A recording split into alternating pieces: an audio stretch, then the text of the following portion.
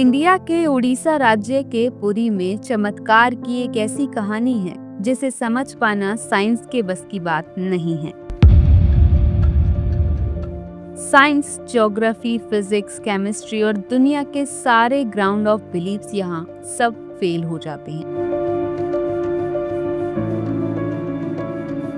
हिंदू मान्यता में 4 धाम होते हैं: बद्रीनाथ, द्वारकाधीश, रामेश्वरम और जगन्नाथपुरी। और ये कहानी है जगन्नाथपुरी की।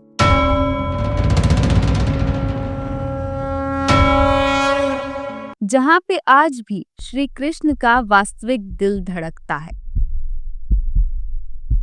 इस मंदिर के कुछ ऐसे रहस्य हैं जिसके बारे में सुनकर किसी के भी होश उड़ जाएंगे।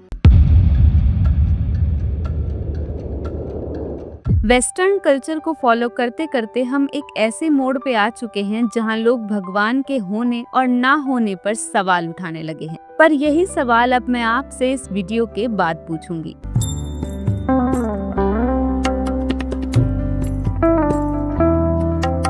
हर मंदिर में जहां मूर्तियां मेटल या स्टोन से बनी होती हैं, वहीं जगन्नाथ मंदिर में भगवान की मूर्तियां लकड़ी से बनी हुई हैं। ऐसा क्यों? 3102 बीसी में जरा नाम के एक शिकारी ने शिकार करते हुए गलती से तीर श्री कृष्ण के पैर पे चला दिया था, जिससे श्री कृष्ण की मृत्यु हो गई।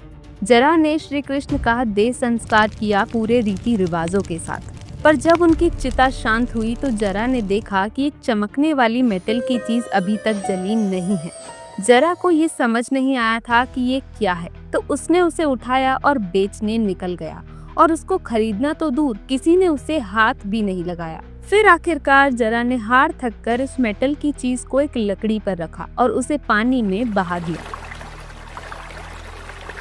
गुप्त साम्राज्य के समय अवंती के राजा इंद्राद्युम्न, जो कि श्री कृष्ण के बहुत बड़े भक्त थे, उन्हें एक दिन सपने में आकर विष्णु जी ने एक नदी में डुबकी लगाने को कहा और ये भी कहा कि एक लकड़ी के तने में मैं तुम्हें उस नदी में मिलूंगा। इस सपने को देखकर अगले ही दिन राजा डुबकी लगाने चले गए। डुबकी लगाते वक्त राजा को नदी में थोड़ी ही दूर एक लकड़ी का तना भी दिखा। बिना देर किए राजा तने तक पहुंचे और उस तने को महल में ले गए। फिर राजा ने कुछ बहुत नामी काश्तकारों को बुलाया, पर उनमें से कोई भी उस लकड़ी से एक मूर्ति नहीं बना पाया। कई दिन बीत जाने के बाद एक काश्तकार महल में आया और उसने राजा से कहा कि यह मूर्ति मैं बनाऊंगा, पर मेरी एक शर्त है। राजा ने काश्तकार से उसकी शर्त पूछी, क्योंकि राजा किसी भी शर्त को मानने के लिए तैयार थे। तो काश्तकार ने कहा कि ये मूर्ति बनाने के लिए मुझे पूरे 21 दिन का समय चाहिए और मैं चाहता हूँ कि 21 दिन से पहले ना तो कोई मुझसे बात करे, ना मिले और ना ही मेरे किसी भी काम में विलंब डाले। राजा ने खुशी खुशी ये शर्त मंजूर कर ली। मूर्ति बनाने का काम शुरू हुआ। रोज मूर्ति बनने की आवाज भी आती, पर धीरे धीरे वो आवाजें आनी बंद हो गईं।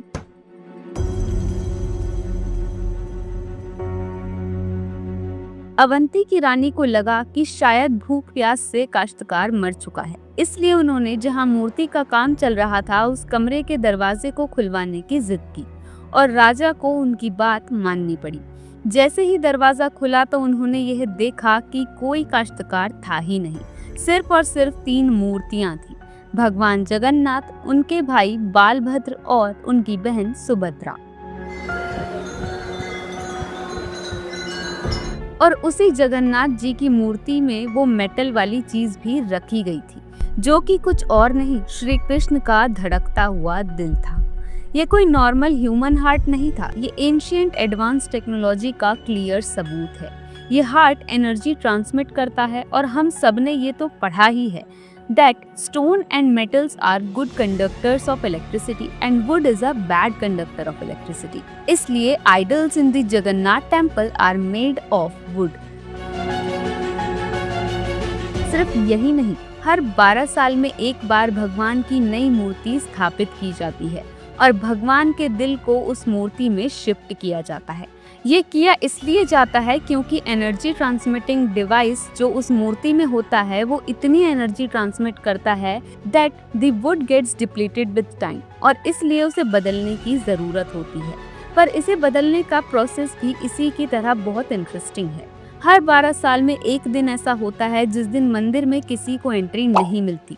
पूरी शहर में बिजली काट दी जाती है। मंदिर के मेन पंडित की आंख पे पट्टी और हाथों में बड़े और मोटे ग्लव्स पहनाए जाते हैं और 100% अंधेरे में इस दिल को निकालकर नई मूर्ति में फिर से स्थापित किया जाता है।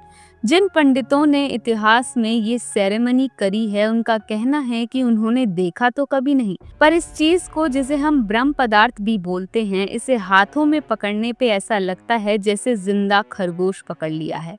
माना ये भी जाता है कि अगर किसी ने ब्रह्म पदार्थ को देख लिया तो उसकी मौत उसी समय निश्चित है। इसलिए बिना आंखों पे पट्टी लगाए किसी को भी ये सेरेमनी करने की परमिशन नहीं है।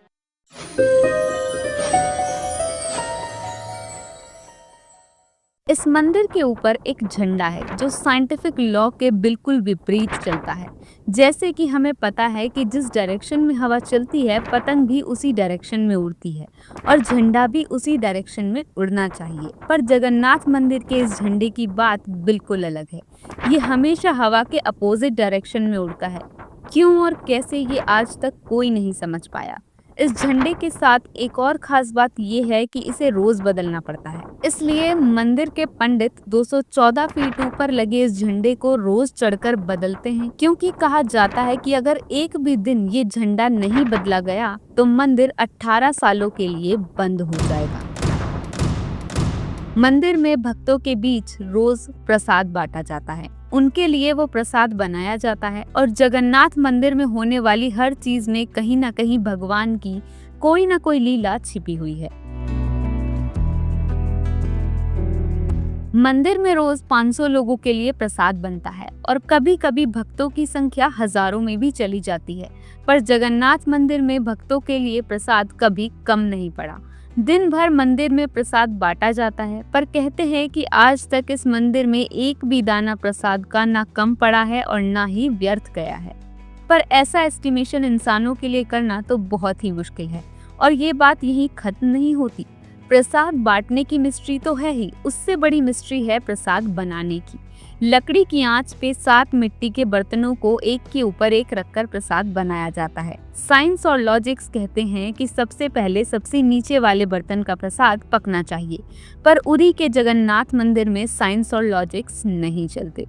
इन 7 बर्तनों में सबसे पहले सबसे ऊपर रखे जाने वाले बर्तन का प्रसाद पकता है, फिर उससे नीचे वाले बर्तन का, और ऐसे ही सबसे नीचे रखे बर्तन का प्रसाद सबसे आखिरी में पक के तैयार होता है। हाँ, मुझे पता है आपको भी कुछ समझ नहीं आ रहा होगा। इसे आज तक कोई नहीं समझ पाया। इस मंदिर की खूबसूरती शब्दों में नहीं बताई जा सकती। इतना बड़ा मंदिर इतने सालों पहले बिना किसी टेक्नोलॉजी के कैसे बनाया होगा। पर क्या आपको पता है, 214 फीट के इस मंदिर की डोम की परछाई आज तक कभी बनी ही नहीं। Are you shocked? You must be, but it is true.